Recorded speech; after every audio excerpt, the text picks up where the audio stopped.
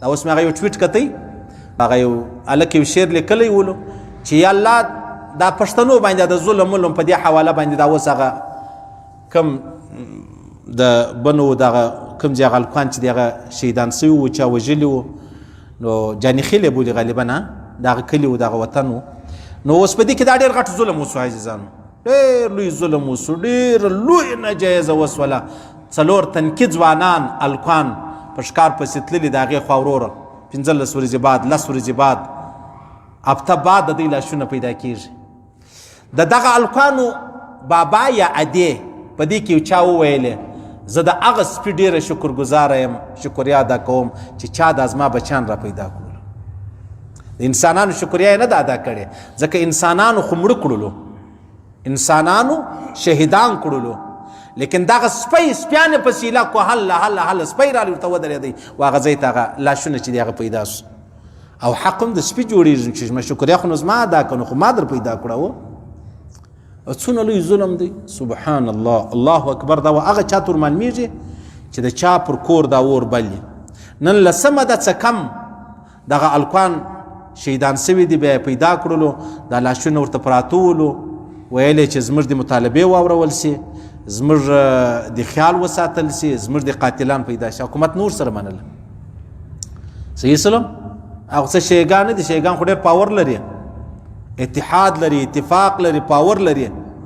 دلې چې دا د دې کم مړي سوي وو د شیګانو بیا دا مطالبه وکړه چی پارمه به راځي، دا اوس واره نه هغه مخکې واره چی پارمه به راځي. چی پارمې چې رالی نو بیا ورته حاضر سو، هغه ویل نه په وردۍ کې به راځي. بیا وردۍ واغوستله، بیا ورله رالی ورستۍ مطالبه ول زموږ دا مطالبه ده. هغه مطالبې په ومنلې چې په 1000 کاله چا په چا نشو منلی، په دې ومنلې. صحیح سلو. نو خو زور ولو، پر خپل لار ولاړ دي، پر خپل ژوند ولاړ دي، پر خپل ژبه ولاړ دي. او زموږ هغې 10 ورځې دغه لاشونه پراته وله، ښه 10 ورځې چې یو مړی پروت دی دغه به څه حال دی؟ نو خو ستا د لاسه پروت دی، ستا د لاسه، د حکومت د لاسه و. نو چې حکومت دا نه وکړي ولې به دونه انتشار راځي، پریشانۍ راځي؟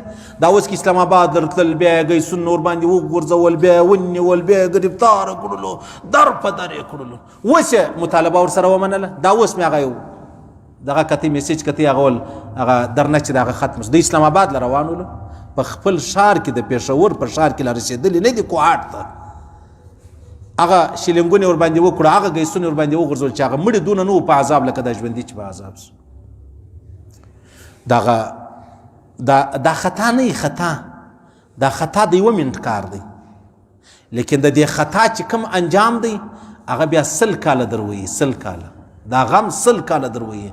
نو خو دغه د مړي چا کړي دي ورسې پسې وګرځي، حکومت و بل و بل و بل ولاړ سي، دغه قاتلان ور پیدا کړي، د دې بابا او د دې به تسلي سي، په وطن کې به امن راسي، خوشحالي به جوړ سي. چې چاته دومره لوی مشکل ورسیږي او بیا ته د هغه مشکل نور حل کوي، حال دا دی چې ته وضع حکومت یم، قانون به په لاس کې نه اخلي، تاوان به نه رسوي، قانون به نه خرابوي. نو بیا دا سړی پر ځان باندې ګمان تړي که نه تړي؟ هغه وایي زه که جهنم لره ځم که جنت لره ځم، زما ځان نه دی، زما دا مقصد دی، زما سره دا ظلم ولې وسول. د ظلم هیڅ چاته اجازه نشته، د ظلم اجازه. حضرت عمر فاروق رضی الله عنه په زمانه کې یو باچا راغلی و، باچا عمرې لره چې راغلی و، نو بیا هلکه ته چیرې ګورې وروره، یا سم کښېنه یا بیا ولاړ سه. دا باچا راغلی و نو طواف یې کوئ، نو غټ غټ لکه دغه چپنې چې کومې دی چوغې، شاته یو ملګری په پسې دی صحابي، نو دغه د پښه یې پر دغه د ده پر چپنه باندې ولګېده، چوغه باندې ولګېده، دا جټکه وخوړله. جټکه چې وخوړله نو هغه مخ راواړوئ، دغه شاته چې کوم مسلمان په پسې و پر دا مخ یې په چپلاخه ووایي. اول دا ولې؟ اول یار نه یا رش و یا څنګه خبره، ما په قصد نه دي کړې. اول یا که حرام نه وای ما ستاسو سترګې ایستلې. دغه سړی رالی حضرت عمر فاروق رضی الله تعالی عنه، حضرت عمر فاروق ته ویل حضرت ما سره خو داسې معامله وسوه. حضرت عمر فاروق هغه باچا راوغورځېد، باره څه باچا راغلی و، ورته ویلې ول دغه هلک دې وهلی دی خیر خو به یې؟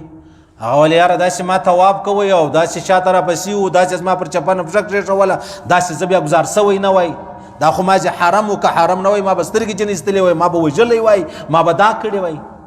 حضرت عمر فاروق رضی الله تعالی عنه سبحان الله الله اکبر ورته ویلې دوې خبرې دي، یا خو راولاړ څه دې سړي څه معافي واخله، معافي ځینې واخله، که معافي نه ځینې اخلې بیا مخ ورته ونیسه د هغې څه څاپېړه به دی تا وایي. هغه باچا ولغول یاره زه وګوره معافي وګوره او دا انتقام دا نشي کېدلی. دا هغه ول په دا دوو خبرو کې به یوه قبلهیې خامخا به یې قبلهیې.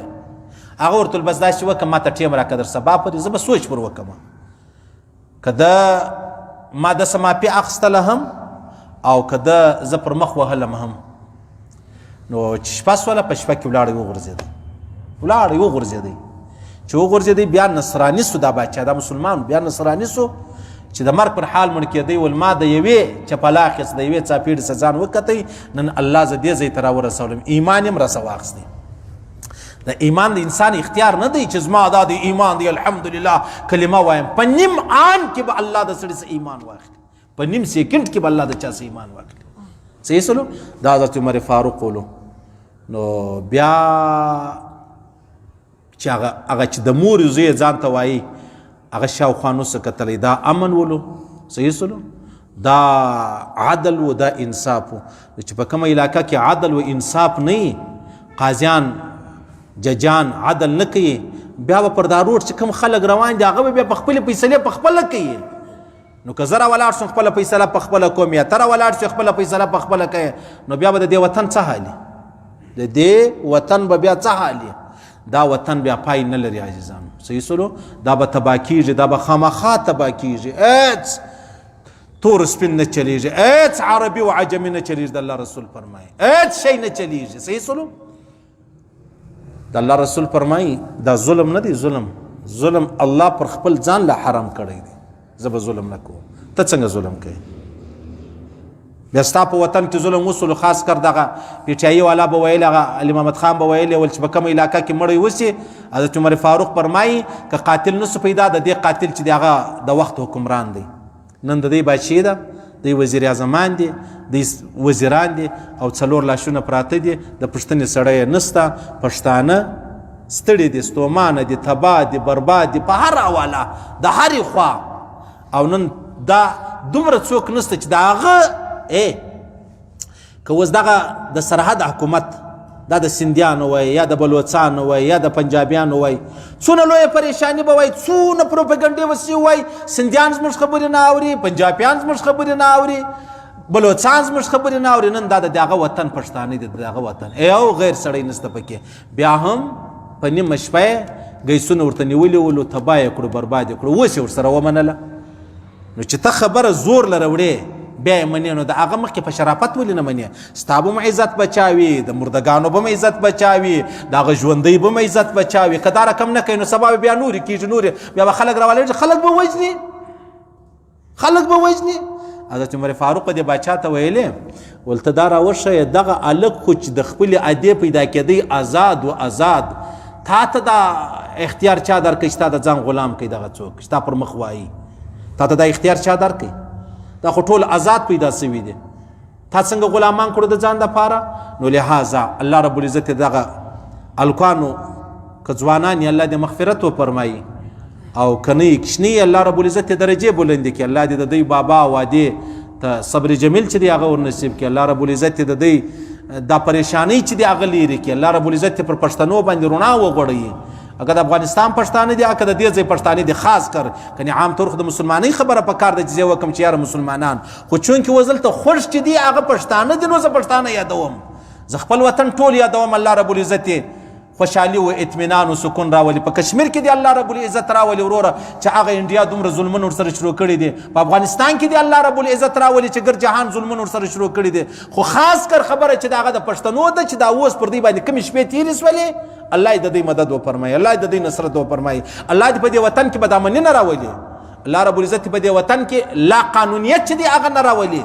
الله رب العزت دا وطن نه تباه کوي، نه خرابوي. دا وطن ډیر ښایسته وطن دی، ډیر خوندور وطن دی د اسلام او د عزت په حواله. که دا رقم خبرې پیښې سولې بیا خو نو نه د حکومت په لاس ده، نه د فوجانو په لاس ده، نه د قاضیانو په لاس ده چې بیا یې راوګرځي.